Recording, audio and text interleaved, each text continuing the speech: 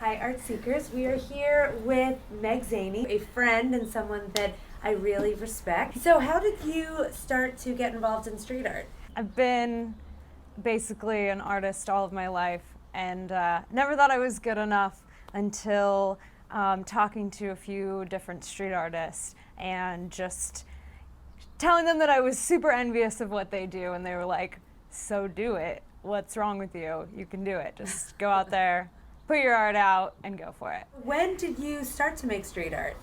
At the beginning of this year, actually, is when I finally took my art to the streets. I'm slightly addicted, yeah. I think that's more so what it is. It's just that I instantly fell in love with it. So it's weird because anytime I made art for myself, I never signed my work. I just thought that was so funny. I was like, it's gonna hang in my house. Why do I need to have my signature on it? And so I remember the first piece that I put up, which was actually the biplane on traction that says turn signals are back in style. And then I go to sign it and I spray paint my name and I lift it up, and I actually have a picture of my face lit up like I'm all in. This is it. This is awesome. This is the best thing in the world. When you did stencils on canvas and then transitioned to the street, is there a different feeling that you get, or does the work read differently to you when it's on one surface over another? I think before, when I was making art just for myself, it's really funny because I never intended to sell work because it was such a therapeutic time for me, like giving myself that moment just to create and loathe and go through all of my feelings and emotions and then have it on a piece. It was just so personal to me.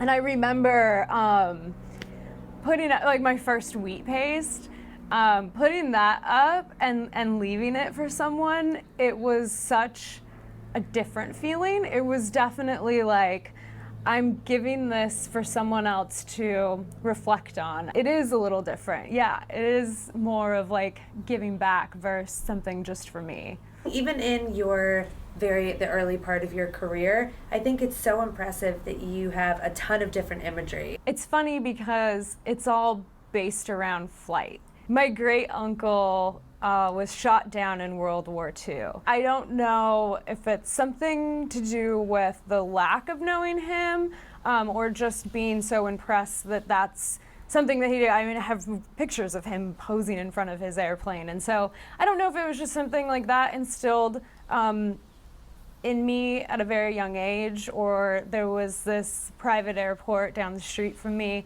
and we'd go every weekend as a family and go have breakfast there and walk around all the airplanes. After high school, I tried to join the Air Force to become a fighter pilot, but I have shitty vision, so that was definitely crippling. So now I just make art with airplanes. I'm really struck by your Amelia Earhart piece because that kind of combines two things about your work that I respond to, the flight and then also the feminism. And I'm wondering how you came to do your piece on her. I think it's really just a piece of like, go for it, do it. Anyone can do it. Equality across the board, everyone I think can benefit from that. I just think that there's a lot of self-doubt in every gender, race, religion. What about this piece behind us? There's another form of flight, but a more modern one. People are really unsure of drones right now. I really kind of wanted to portray my thoughts of what drones are, and the little girl swinging from it is actually my cousin. So I think drones are fun. I think the future is fun, and I think it's definitely something to look forward to.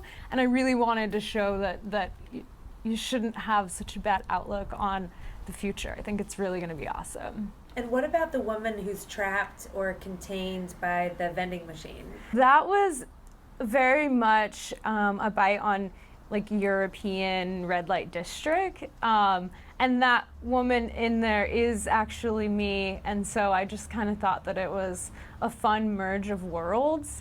And it is a little dark. It is a little bit, women shouldn't be objectified. And I think that they are, even still. And it really sucks. And I think that We're not out there just to be purchased or to be oogled at. You are among the few female street artists that I know who do renegade stuff.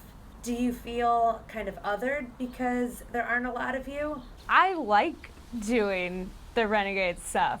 I think I'll always do that. Jumping walls and fences and climbing on rooftops, and that's all part of the fun for me. That's all part of the adrenaline rush. And I think, even as a kid, I was always climbing trees and trying to keep up with my brother, and I just love it. And it's kind of awesome that that's the worlds that merged for me, was my favorite things of art and climbing and being outdoors. Is there an overall takeaway message that you hope people seeing your work will have? I love being positive. Life sucks sometimes, and I think everyone goes through that moment of this is awful, how can life be any worse? But really, there's always a silver lining. And if you didn't enjoy the down parts in your life, the shitty days, then you couldn't really fully enjoy the good days. So I think you really have to have both and enjoy both. But mostly all of my art is yay!